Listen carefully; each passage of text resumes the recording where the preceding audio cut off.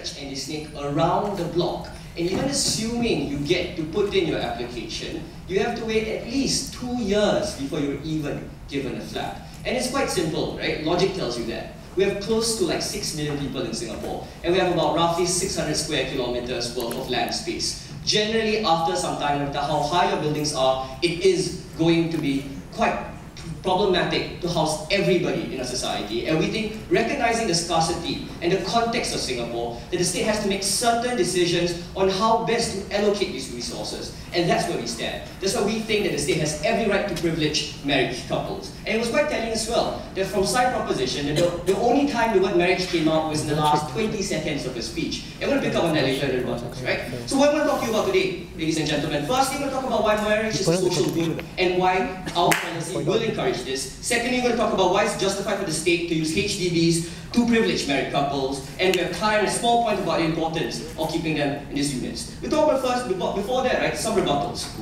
The first rebuttal that we have, they talk about the young people and how young people need to be given some space out there in Singapore and why that's good. We have a couple of responses to that. Firstly, recognizing how the young people are increasingly and upwardly economically mobile, they can afford to rent places as well. And we see the wisdom behind it. The simple fact that being single, right, and being so economically prosperous, we think that mobility in where you live is something that they do take to be something important, right? If they work in Tuas, for example, then they might as well just rent some place in Tuas. We recognize the intrinsic benefit that renting provides for these singles. Moreover, and the second response that I have, even if we agree there's some merit and some value to making sure that these people own their own houses, we think recognizing the problem of scarcity that afflicts Singapore, we need to weigh that against the other concerns that we have, right? The overriding social concerns regarding marriage, regarding trying to encourage people to marriage and why marriage is a social good, something I'll further elucidate later. Then move on to the next idea, right? Now how you can't force people to encourage filial piety. We have a couple of responses to that. The first response that we have is that we always do that anyway, right? Let's look at what she's trying to do. She's trying to inculcate diversity by adding the elderly with the young. That's precisely social engineering at its best. Similarly, what we're trying to do is socially engineer and try to inculcate a sense of filial piety. We've constantly done that. We think it's a common state prerogative and we're fine with that. Secondly, we think it's especially good because society is predicated on communitarian values that sets the premise for every elected governmental function in Singapore, stemming from the shared values white paper that tells us and it that cultivates this sense of communitarian values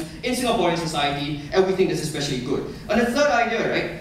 Let's look at which would strain the relations even more. When you get to interact with your parents every day, or when you get to jump ship at the very first moment you possibly can and move to the other side of the island, we think their policy further encourages people to not like their parents, to not even see their parents even on the weekend, something that my brother does, and quite disappointing, but that's another story. They talk about women's rights. They say, you know what, this is an assault upon women's rights. We think that's false, right? Singapore subscribes to CEDAW's regulations and standards as well. Now, understandably, we don't submit to an international overview of such rights, but we think that the adjudication of women's rights is still quite healthy, and we just need to subordinate to greater social concerns. But let's go to my points of substantive, right?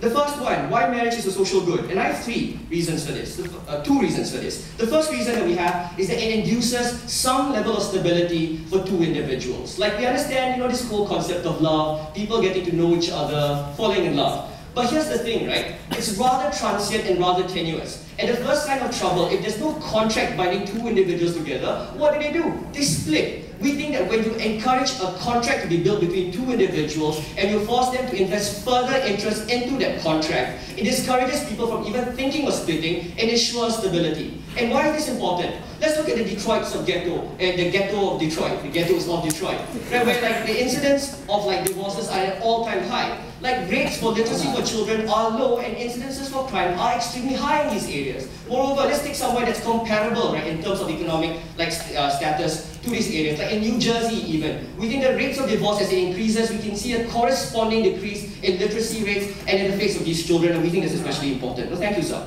Move on to the second idea, right?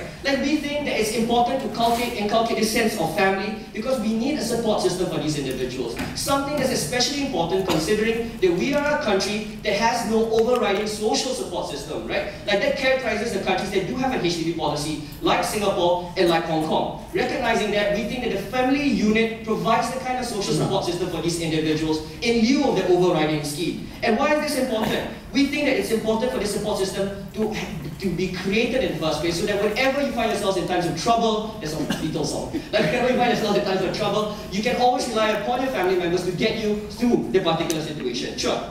But we're not against married couples having ownership of HDB flats, so why are you wasting our time? No. Scarcity, not enough flats, you don't prioritize them, and you allow people who are particularly rich to snap up these spaces, you're not going to have the same social effect on these people. That's the concern, right? And what is the second idea? Why are we justified to use the HDBs to privilege them? Firstly, and quite starkly, in Singapore, we don't have the right to property, right? It's understandable. With limited space, land cannot be a trump. It has to be subordinate to status interests. And why is this important? Like, we think that recognizing the scarcity, we at least, at the very minimum, afford things like, for example, the right to shelter to these individuals, thus providing the options for these people. Like, for example, being able to rent flats or to buy those one flats that you find in older HDB estate blocks. But as far as it goes, we think with the resources that we have to work with, we need to prioritize it.